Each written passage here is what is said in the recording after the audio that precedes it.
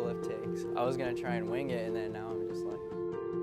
Hello everyone, my name is Brandon. I am a process engineer here at Kaizink. My area of responsibility is the DTF, DTG area. Before working here, I worked at a furniture store, and I worked there for about a year. I knew it was something that I wasn't wanting to do forever.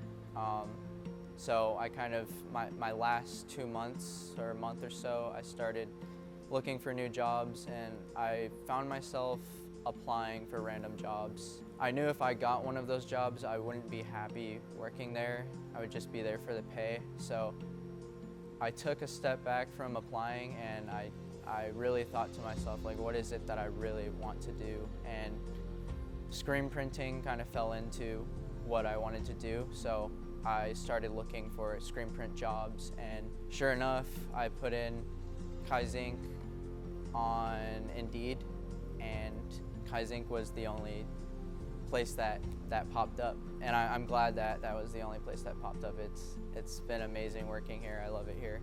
But yeah, that's a little bit about myself and where I came from.